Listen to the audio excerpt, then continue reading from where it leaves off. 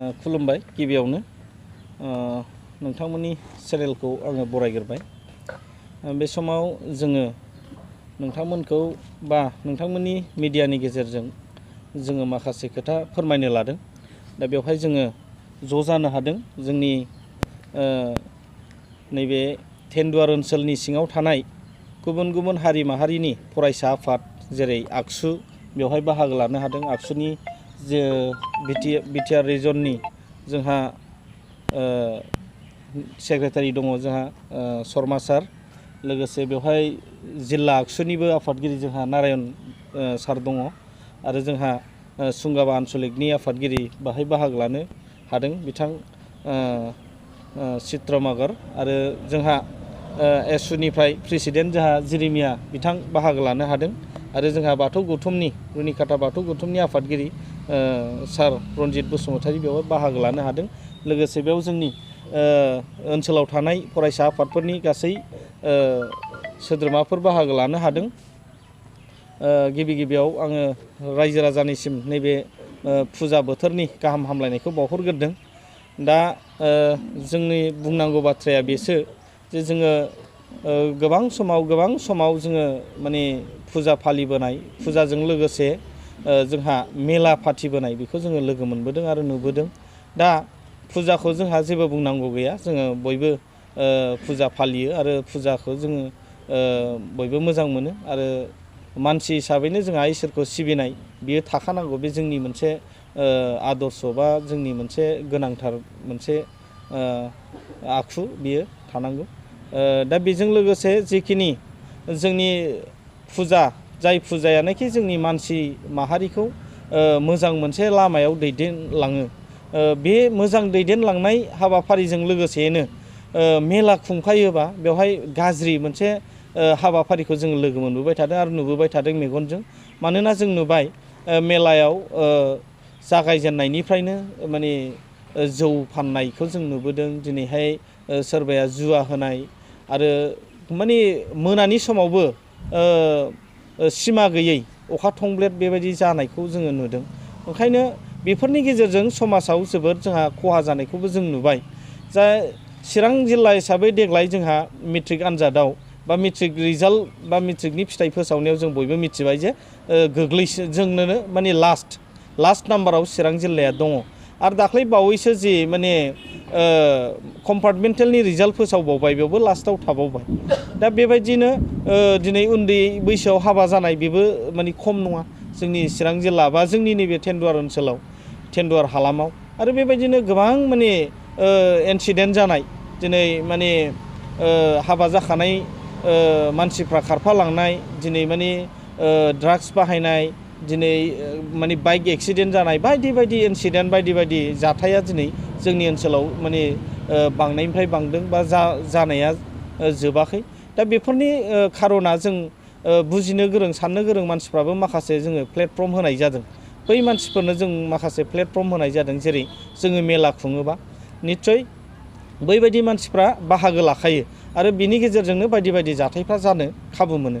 ओंखायनो जोङो खावलायदों जाय माने फुजा कमिटिफ्रा फुजा खालामगोन, जाहाथे जिहेथु फुजाया मानसिखौ मोजां आखु दानायनि, मानसिखौ मोजां लामाजों दैदेननायनि थाखाय जोङो होयो। दा बेजों गाज्रि लामाजों दैथिंफाग्रा बे मेला जिनिसखौ जाहाथे होफाया, जोङो बेखौ खावलायदों। आरो जुदिअ फुजाखौ खुङोबाबो आननेसेसारि जाहाथे माने गोलाव सम बेबायदि माने मेला फाथिलाबाया, बेखौ जोङो खावलायदों। आरो बिनि थाखाय जों माखासे सावरायनायनि गेजेरजों जोङो हाबाफारि मावनो लादों। जोङो असि सारनाव मेम'रेन्डाम होगोन, बेजों लोगोसे आइसि साफ्रोमबो जोंनि ओनसोलाव गोग्लैनाय आइसि सारमोननोबो जोङो बिनि कपिखौ हरगोन। लोगोसे जोङो दिनै नोंथांमोननि मिडियानि गेजेरजों जों बेखौबो फोरमायनो लुगैदों, जों फुजा कमिटिनिबो गांफा लाइजाम जोङो हरगोन बे जों गौथुम सावरायनायनि गेजेरजोंनो। लोगोसे जोङो बै बिथांमोनखौबो लोगो हमनानै रायलायगोन जायफ्रा फुजा फाथियो। मानोना जोंनि नैबे ओनसोलाव जे थासारि जाबाय थादों बियो जों जुदि बेखौ बयबो साननो हनो गोरोङा सिन्था खालामनानै जुदि बिनि फारसे खामानि मावलायाबा, जोंनि नैबे चिरां जिल्लानि सिङावबो जोंनि नैबे ओनसोला तेन्डुवार ओनसोला माने बयनिख्रुइबो गोग्लैसोनाय होनजायो। मोनफ्रोमबो बिथिङाव सोलोंथाइ बिथिङाव जा रांखान्थि बिथिङाव जा समाजखान्थि बिथिङाव जा माने जौगालु बिथिङाव जा गासिबो बिथिङाव जोङो माने गोग्लैसोसिननाय ओंखायनो जोंहा बेनि सायाव बयहाबो सिन्था खालामनांगौनि बिबान दं आङो बयखौबो खावलायहरबाय रायजो राजायाबो जाहाथे मेलानि फारसे मदद खालामा बयबो हेंथा खालामो बा बयबो बिनि सायाव सांग्रां जायो बेखिनिखौनो आङो टेन्डुवार आन्चलिक एबसुनि जानानै आङो रायजो राजाफोरखौ खावलायहरबाय आरो मिथिहरबाय गोजोन्थों। प्रथमते आमार आगन्तुक जी आमार महालया शारदीय दुर्गा पूजा और विभिन्न आमार जितु सार पर्व उत्सव आमी पालन কৰিবলৈ গৈ আছোঁ সকলোকে তাৰ কাৰণে অভিবাদন তথা অভিনন্দন জনাব বিচাৰিছোঁ যাতে সকলোৱে ভালকৈ উদযাপন কৰে সকলোৱে ভালকৈ পূজা অৰ্চনা কৰে তো আজি বিশেষকৈ এটা ভাল দিন বুলি ক'ব লাগিব বিশেষকৈ সমাজৰ উন্নতিৰ ক্ষেত্ৰত প্ৰগতিৰ ক্ষেত্ৰত কিয়নো টেন্ডুৱাৰ যিটো আঞ্চলিক আমাৰ এপছু সৌজন্যত ইয়াত থকা বিভিন্ন জাতীয় যিটো সংগঠন আছে যেনেকৈ আকছু এছু আৰু বিভিন্ন দল সংগঠনৰ লগত লৈ এই আঞ্চলিক যিটো সমিতি যি ধৰণৰ কাৰ্যকলাপ আৰম্ভ কৰিবলৈ গৈছে আমি নথৈ আনন্দিত কাৰণ আমাৰ যিটো পূজা অৰ্চনাৰ ক্ষেত্ৰত তাৰ সংগতি ৰাখি বিভিন্ন ক্ষেত্ৰত আমি দেখিবলৈ পাওঁ যে বিভিন্ন ধৰণৰ অসামাজিক কাৰ্যকলাপ আমি দেখিবলৈ পাই আছোঁ আৰু এইটো প্ৰত্যেক বছৰে আমি দেখিবলৈ পাওঁ আৰু এপছুৰ লগতে আকছু এছু আছা আমি যিমান দল সংগঠন আছে চিৰাং জিলা তথা বিটিয়াৰ অন্তৰ্গত আমি যিকেইখন এতিয়া 5খন জিলা হ'ল সকলো ক্ষেত্ৰতে আৰু প্ৰত্যেকবাৰে আমি আমাৰ অসামাজিক কাৰ্যকলাপৰ পৰা যাতে বিৰত থাকিব পাৰোঁ যাতে আমাৰ ছাত্ৰ ছাত্ৰীসকলে যাতে তেনেধৰণৰ বেয়া কাৰ্যৰ পৰা